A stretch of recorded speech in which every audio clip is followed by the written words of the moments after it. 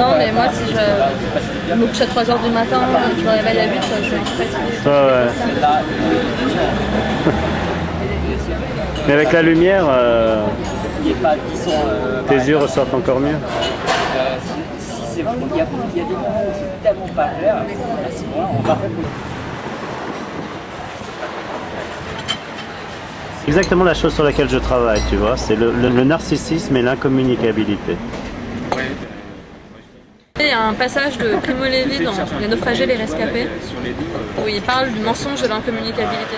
C'est-à-dire que c'est devenu un des grands thèmes, enfin, depuis les années 60, tu vois, c'est le grand thème, et ça tend à exploser en cynisme et tout ce qu'on veut. À un moment donné, c'était plus une mélancolie poétique et politique. Maintenant, ça devient... Tu penses que c'est une tarte à la crème, c'est une fausse idée Primo Levi dit que c'est une fausse idée. Ouais. Il dit que l'incommunicabilité, lui en l'occurrence dans Les Camps, il a souffert à son paroxysme et que l'incommunicabilité moderne est une tarte à la crème pour manque de... Je sais pas, manque de... De quoi? De désir, d'envie?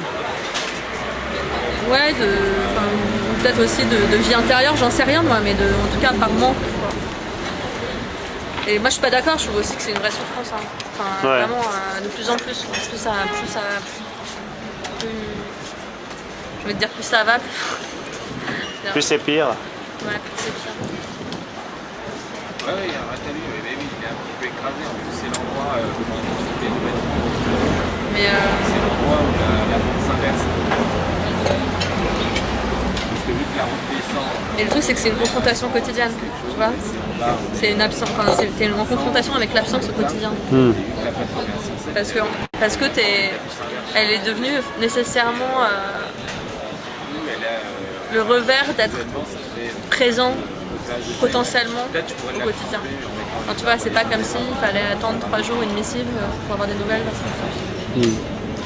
Le fait d'être théoriquement et potentiellement toujours là, réciproquement, créer un renforcement du sentiment de solitude si justement il n'y a pas cette... Et c'est faux, on n'est pas toujours là du tout. Chaque fois que tu appelles quelqu'un, tu tombes sur le répondeur. Systématiquement. Mais oui, parce que les gens... Je peux te donner l'exemple tout de suite. Hein. Je peux appeler 5 personnes, il n'y en a aucune qui me répondra. Et je trouve ça monstrueux, donc, parce que c'est un leurre, tu vois. C'est un leurre, en fait. Ouais, on nous a fait croire qu'on était joignable à tout le temps, mais on n'est pas du tout joignable à tout le temps. Les gens veulent pas l'être tout le temps. Ils veulent... Non, mais ils le sont jamais, en plus. Non, mais ils écoutent. T'as plein de gens maintenant qui écoutent le répondeur et puis... Oui. Qui vivent avec leur répondeur. Non, mais même sans l'écouter, il y a plein de gens qui regardent le numéro qui s'affiche, le nom qui s'affiche et qui répondent pas. Tu vois. Toi, tu fais jamais ça? Jamais. Je réponds tout le temps, systématiquement. Et je suis un anachronisme. Les gens n'ont pas de courage, tu vois. C'est cette lâcheté que je peux pas supporter. Moi, je suis lâche aussi. Je réponds aussi de moins en moins. Vraiment de moins en moins. Tant pis pour toi.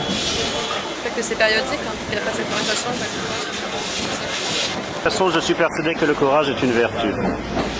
Attends, comment tu fais pour répondre? Comment tu fais pour répondre à des gens auxquels tu ne veux pas répondre? Non, c'est pas que pas répondre. C'est que... C'est pas forcément dans le même type de...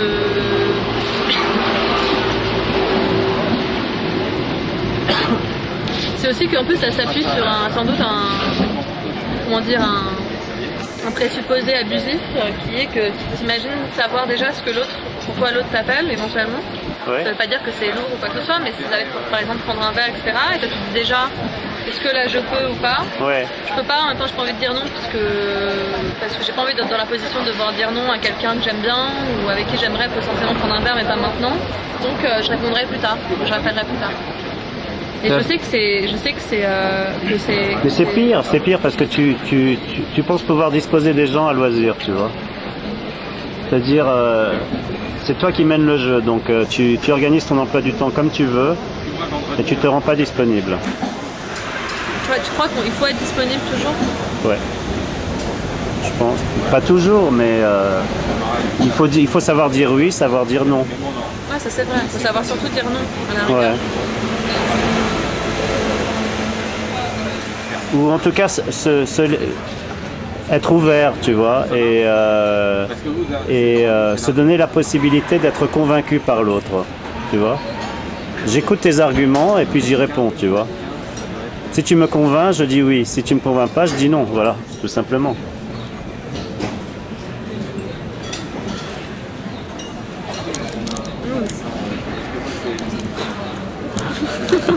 Tu veux parler? T'en es foutu plein la gueule. Non mais j'accepte avec... J'accepte que... J'accepte. Ah ouais.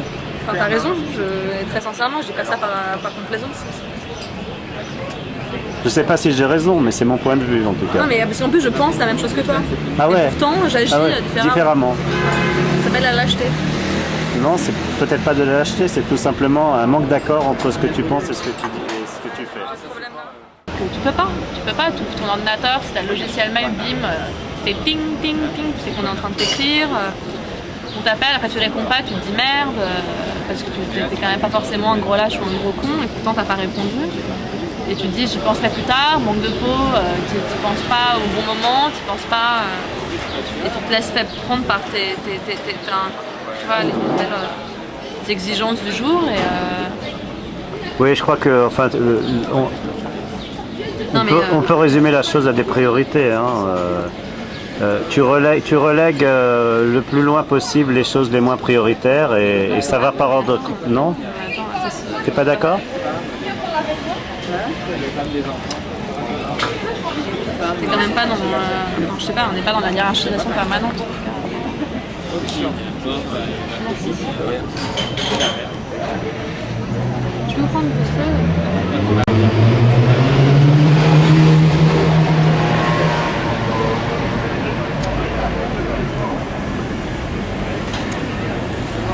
Je vais reprendre mes feuilles aussi. Pardon. Ouais, donc, tu disais? C'est une citation de Klossowski que j'ai reçue par texto il y a assez peu de temps au milieu d'une nuit. Donc qui disait, en espagnol en plus. En espagnol. Voilà, donc en plus il fallait que je déchiffre cette phrase qui déjà en français est incompréhensible. Et il manque un élément, je sais plus lequel, je suis désolée, qui était donc le créateur ne soumet pas l'être à ce qu'il crée, car ce qu'il crée n'a qu'un seul corps. Donc de Klossowski. Et vraiment tu reçois ça, j'avais lu ce texto vers 4 ou 5 heures du matin au milieu de mon sommeil comme ça parce que je regardais l'heure et je voyais qu'il y avait un message. Et l'interprétation était tellement compliquée que j'en cauchemardais.